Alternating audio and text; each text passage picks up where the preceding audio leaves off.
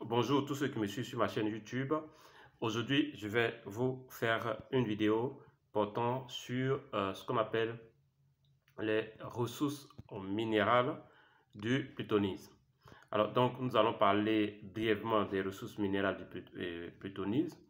Et sachez que tout ce que nous disons ici, ce que j'essaie de faire, c'est de simplifier au maximum les différents phénomènes, les explications, de sorte à permettre à tout un chacun, que vous soyez géologue, que vous soyez un simple amateur de géologie minière, vous puissiez vous retrouver et comprendre de façon très simple un certain nombre de phénomènes.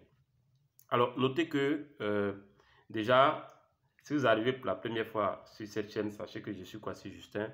Je suis moi-même géologue, spécialiste des industries extractives. Je suis aussi responsable HSE. Et donc, cette chaîne a pour objectif de vulgariser la question de la géologie minière, de tout ce qui touche le domaine des mines. Donc, je vous invite à vous abonner à cette chaîne si ce n'est pas encore fait. Si vous vous abonnez et que vous cliquez sur j'aime, Google va mieux référencer cette chaîne et ça va permettre de toucher plus de personnes. Donc aujourd'hui, concernant les ressources minérales du plutonisme, nous allons parler essentiellement du magmatisme alcalin différencié. Alors, c'est quoi? Donc, notez que le magmatisme alcalin différencié fait partie des ressources en termes va intervenir dans les ressources minérales du plutonisme. Donc, le magmatisme alcalin différencié, notez que c'est, je dirais que le magmatisme, il est représenté, donc le magmatisme alcalin différencié est généralement représenté par ce qu'on appelle des plutons. Donc c'est représenté par des plutons. Donc je vous ai dit qu'il s'agissait de ressources minérales du plutonisme. Alors donc le magmatisme ou si vous voulez le magmatisme alcalin différencié est généralement représenté par des plutons. Donc souvent qui sont des zones, si vous voulez, des zones qu'on appelle des zones zonées, qu'on va appeler des complexes alcalins. Alors notez que ces complexes-là sont mis en place dans un contexte anorogénique et non dans un contexte orogénique. Ces complexes-là se mettent en place dans un contexte anorogénique et non dans un contexte orogénique. Alors notez qu'on distingue deux types, d'accord, deux grands types qui sont deux grands types de, si vous voulez, de magmatisme alcalin différencié. Et ce sont des grands types, ces deux grands types-là sont assez couramment associés à ce qu'on appelle, ils sont associés au sein d'un complexe. Donc, généralement, ils sont associés au sein d'un complexe. Et les deux grands types, on a, par exemple, les syéniques, il faut que je retrouve le mot, les syéniques néphéliniques, donc à zircon ou bien à zirconium ou à nobium. Donc deux grands types de magmatisme alcalin. On a les syénites néphéliniques à zirconium et à nobium. Et on a aussi ce qu'on appelle les granites hyperalcalins et ce qu'on appelle les pegmatites. D'accord? Alors, notez que concernant les syénites néphéliniques à zirconium et à nobium, ils sont respectivement sous forme de zircon et de ce qu'on appelle les pyrochlores, ou si vous voulez, les pyrochlores ou à sodalite, ou en fait ce sont des roches qui sont très riches en terres rares. Ils sont riches en terres rares, ils sont riches en uranium, ils sont riches en thorium. Donc elles recèlent en fait très fréquemment des gisements de métaux rares. Donc vous allez, si vous voulez, ce sont des réservoirs de gisements de métaux rares.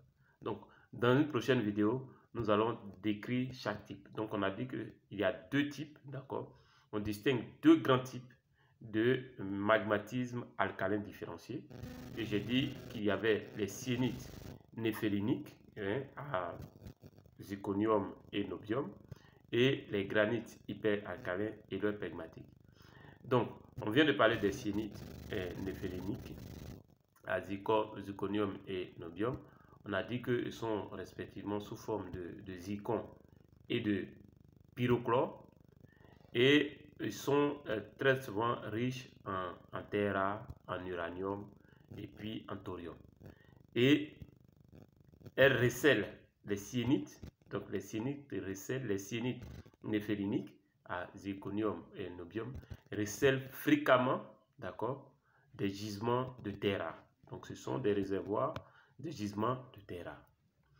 Alors à côté, le deuxième type, c'est les granites hyperalcalins et leurs pegmatites. Alors qui sont généralement de nature variable. Donc ils sont particulièrement abondantes dans le continent, donc on peut les trouver dans le continent en fin Protérozoïque, donc à l'époque, en termes d'époque, en fin Protérozoïque, et dans le Phanérozoïque. Donc on va trouver les granites alcalins dans le Phanérozoïque et la fin du Protérozoïque.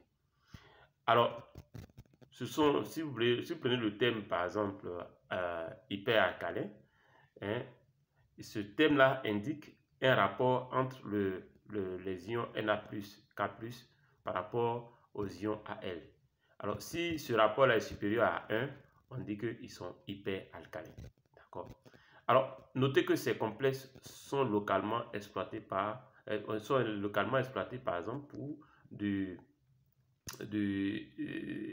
ZNR, du NB, du TA, du SN, donc du zinc, et choses, le zircon, etc., etc. Donc parfois, on peut trouver aussi de l'uranium, on peut trouver de l'or, et il faut noter que c'est très souvent lié à des intrusions, d'accord, à des intrusions alcalines tardives, des ceintures de roches vertes alcalines. Donc vous allez trouver cela. En réalité,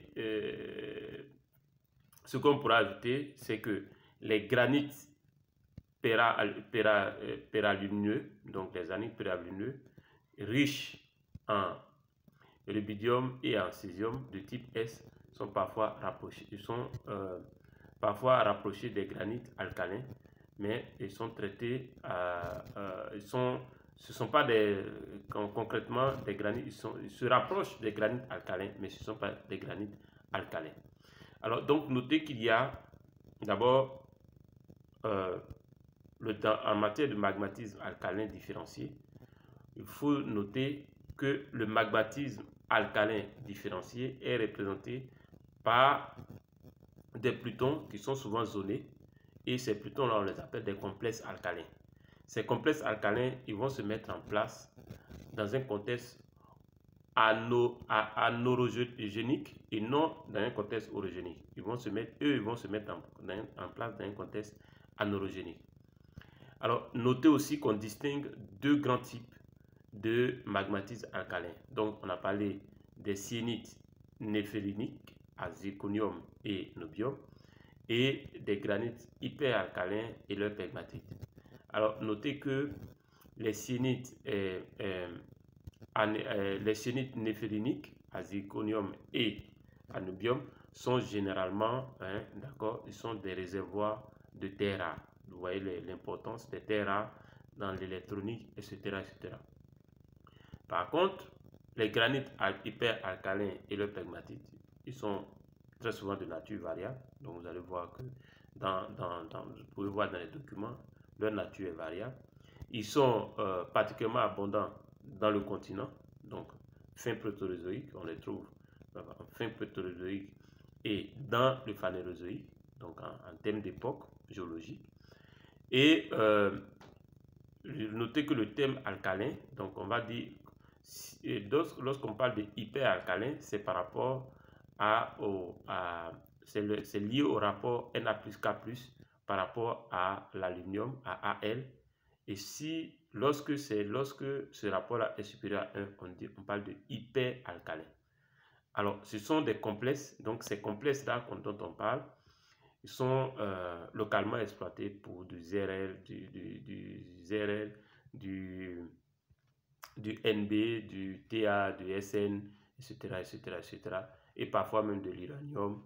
J'ai noté aussi, dans certains cas, de l'or. Et on a dit qu'il se rapproche, en fait, des granites périalumineux. D'accord?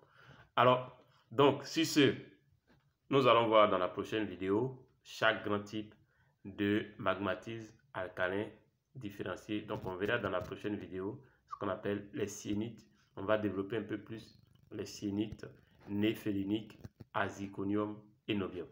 Sur ce, je vous dis merci, à très bientôt, ciao. Abonnez-vous à la chaîne. Si cette vidéo vous a plu, likez et on se dit à très bientôt, ciao. Merci.